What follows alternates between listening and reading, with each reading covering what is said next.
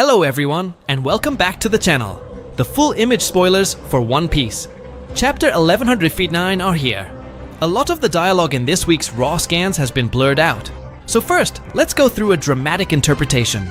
We see Yamato and the Kosuki siblings, Momonosuke and Hiyori, eating apples as they prepare to return to the flower capital. They pass by the Oihagi Bridge, where Zoro once fought, and we see the little fox, Onimaru, nearby.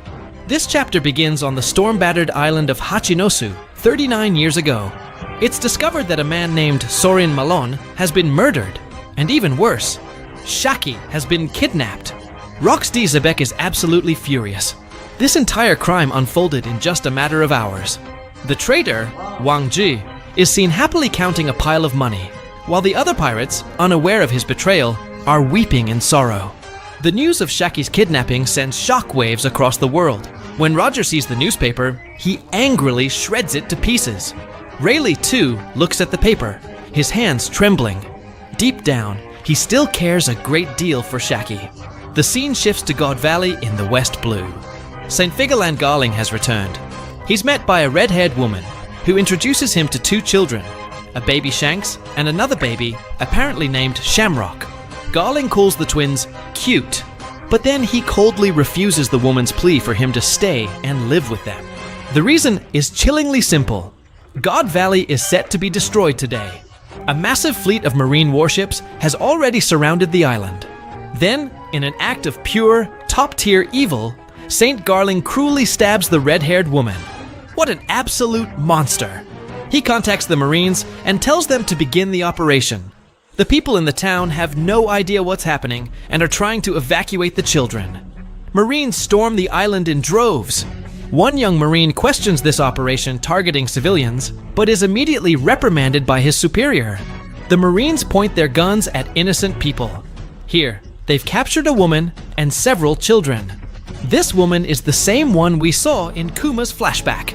And next to her is a child who looks remarkably like a young Gecko Mariah. The young Marine questions the mission's purpose even more. He decides to use tranquilizer darts, determined not to kill anyone. He apologizes to those who try to resist, promising not to fire if they just surrender. This young Marine is none other than a 17-year-old Monkey D. Dragon. He has an intense look, almost like Nightmare Luffy. And that mark on his arm? He's had it since he was young, and it later becomes the famous tattoo on his face. Its meaning is still a mystery.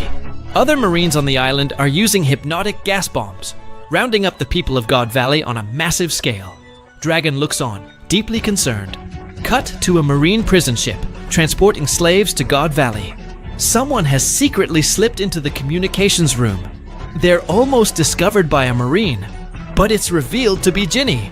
She's leaking information about the tournament's grand prizes. It's clear she and Ivankov have already started planning their escape. Ginny created a diversion by sabotaging the ship's pipes to sneak away. The other slaves have looks of complete despair, which makes Ivankov absolutely furious.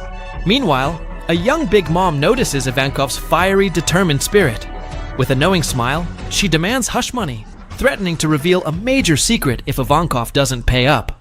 A very young Morgans is also nearby, looking more like a duckling, followed by a flock of seagulls, his early employees at the World Economy newspaper. Morgans is just putting on a show of extorting them. In reality, he's already planning to leak the information to the world. News that Shakky is alive and in God Valley reaches Hachinosu. The pirates are ecstatic to hear she's not dead, but they also learn she's going to be a prize for the Celestial Dragons. The great pirates are stirred to action. Some prepare to rescue Shakky. Others, like Big Mom and Kaido, are getting ready to steal the devil fruits. But Rox's true objective is far more hidden. He rallies his crew, roaring for them to set sail for God Valley. Roger's crew gets the same news, and also prepares to rescue Shakky. Word of Roger's move quickly reaches a vacationing Vice Admiral Garp, and so Garp too begins to move. On the way, the Rox pirates' ship encounters a warship of the giant tribe. The pirates yell to sink it, but Rox stops them. The giant, Jarul, is there under orders from the world government to stop the Rox pirates. Rox notices a surveillance ship nearby and proposes a private conversation with Jarul.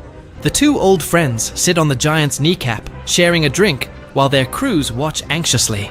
Golden Lion Shakky, Silver Axe, and the others are getting impatient, desperate to go rescue Shakky. And that handsome man next to them, could that be John? Rox decides to lay all his cards on the table. He reveals his true name is Rox D. Xebec, and that his lineage traces back to the legendary pirate Davy Jones. He explains the world government has been trying to erase his clan for centuries. To protect them, Rox sent his people back to their homeland, God Valley. Now, he must rush there to save them. Rox says he feels himself being pulled by some immense, unavoidable fate. In a rare moment of vulnerability, he asks his old friend Jarul to help him. Jarul publicly refuses and takes a battle stance, but he quietly orders his giant soldiers not to interfere. He'll handle Rox himself. Their battle leaves both ships heavily damaged, and the Rox pirates continue on their way. It's clear Jarul intentionally let Rox go, putting on a show for any onlookers. At the end of the chapter, the God Valley tournament begins. The ultimate prize for this hunt is announced to be Shakky. And here, Oda has even retconned the number of treasure chests from chapter 1096, increasing them from 6 to 9.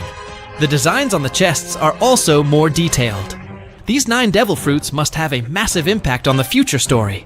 It seems Oda has finalized his plans. The God Knights are all eager for the hunt to begin.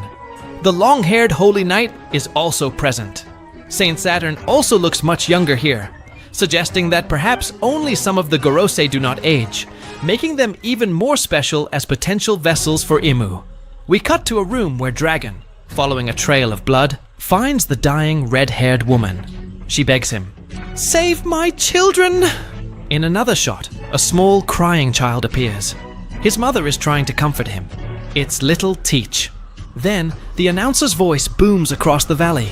A member of the Buccaneer-like, but even rarer, Davy tribe has appeared for the first time in 800 years. He too will be the ultimate super prize in this hunt. The Great War begins. And that's all for the full spoilers of One Piece. The great news is there's no break next week. After the official chapter is released, I'll be back with a more complete and detailed breakdown. Please look forward to it.